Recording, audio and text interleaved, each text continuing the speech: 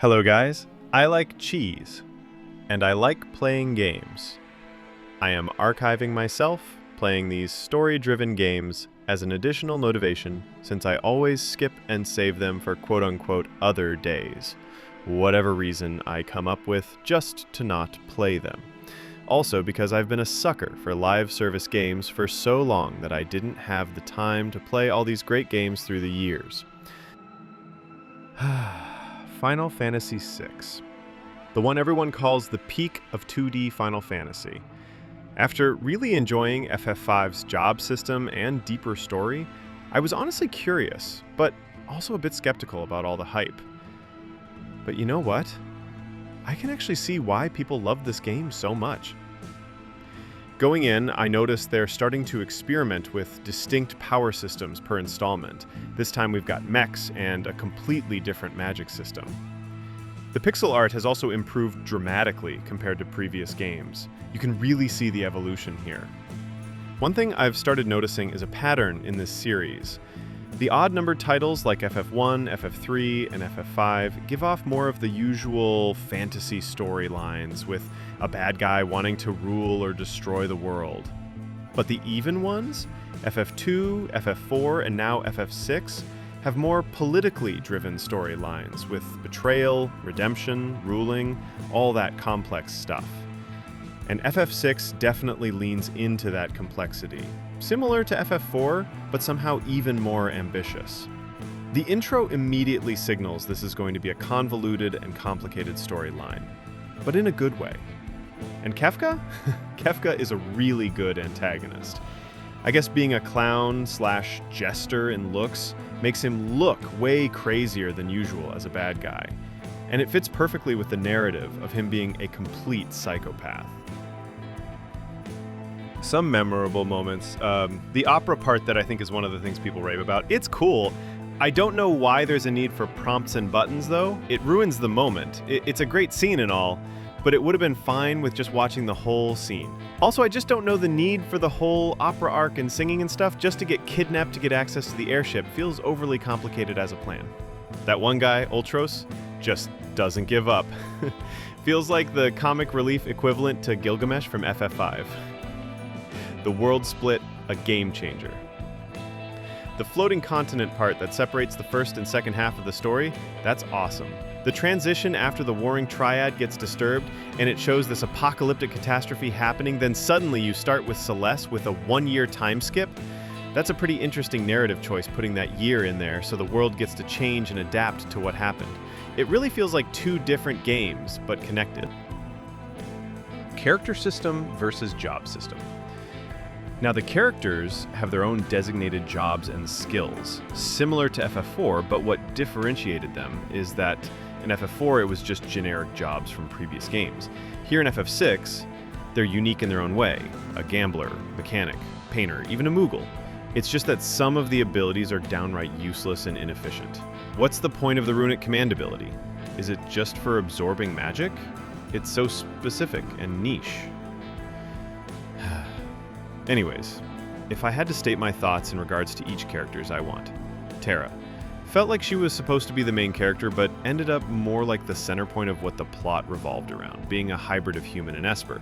From a gameplay perspective, she's great, not too difficult to mechanic, can be used as a physical attacker or magic caster.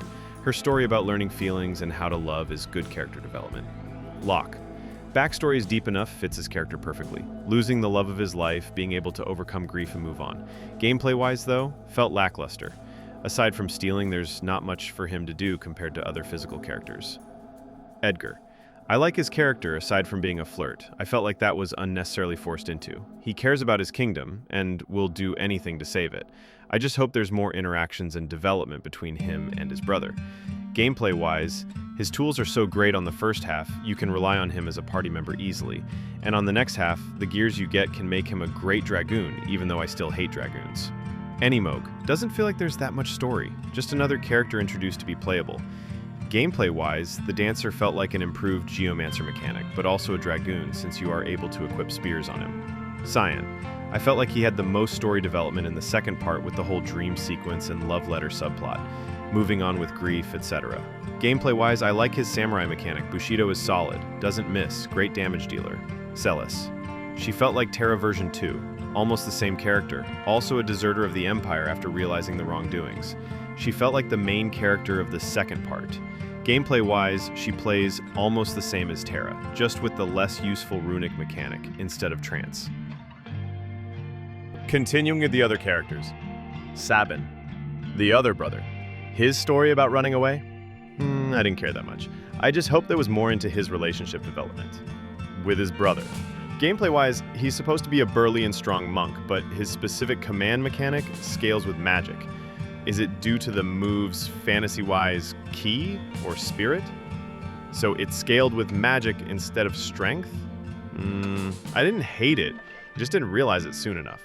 The added button pressing with each blitz, I don't know what to think about. I don't know the reason why they had to do it. Is it because fighting game, Hadoken, combo, etc.?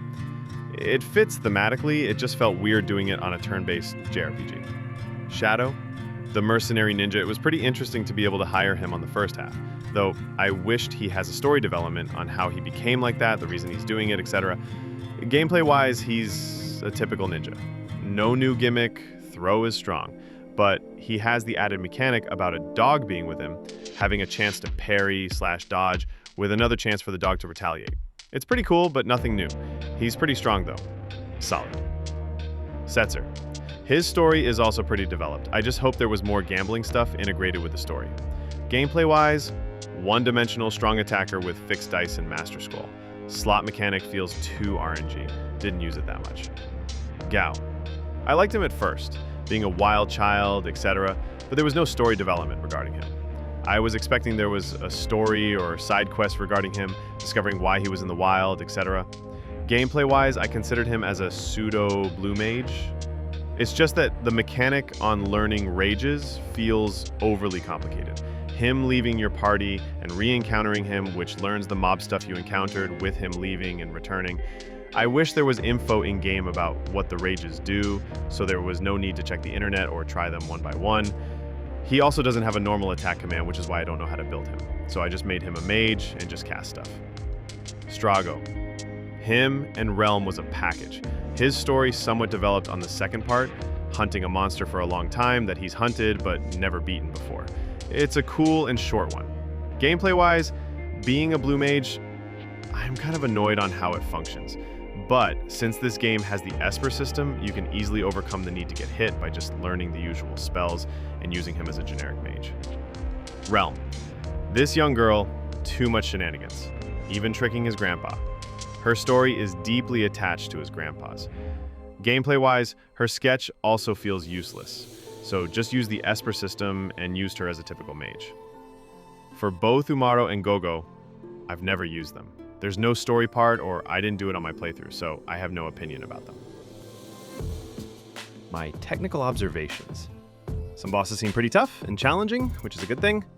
The final boss fight is pretty interesting. I can imagine a moderately balanced team having a great time fighting him. I've severely overleveled, so I didn't have that much of a bad time, but you've got 12 characters, 8 backups when you die during stage transitions to replace dead party members. The Warring Triad being sub-bosses requiring different teams to beat each is a nice mechanic. The Veld area feels like an overcomplicated area, but is necessary since almost all encountered mobs appear there, so you get to use Strago and Gao's mechanics and grind Esper skills without earning experience. In regards to comparisons and my overall thoughts, I can see this game as the cumulative experiences and knowledge from the previous titles. The Esper grinding coming from FF2, the split party mechanics I've seen in FF5's Tower, improved version of character-locked skills from FF4, summons becoming Espers, and so much more. I really thought I wasn't going to like this game that much due to being similar to FF4 and FF2, but I ended up enjoying it way more than expected. It's a different kind of enjoyment compared to FF5, but it's still a great game. Each character seems to have been complete and not just extras, aside from the Yeti and the Mime. I feel like there's no clear main character, and that actually works really well. The story is comprehensive, but not too convoluted to annoy me. It really feels like the peak and pinnacle of 2D Final Fantasy. All in all, Final Fantasy VI lived up to the hype. It takes everything the series learned from the previous 5 games and refines it into something special. The character-driven narrative, the unique mechanics for each party member, the world-changing story structure, it all comes together into something that feels both familiar and completely fresh. I can definitely see why this is considered the high point of the 2D era. Whether it's my personal favorite so far, well, that's still up for debate, but I absolutely understand why so many people consider this the best Final Fantasy ever made.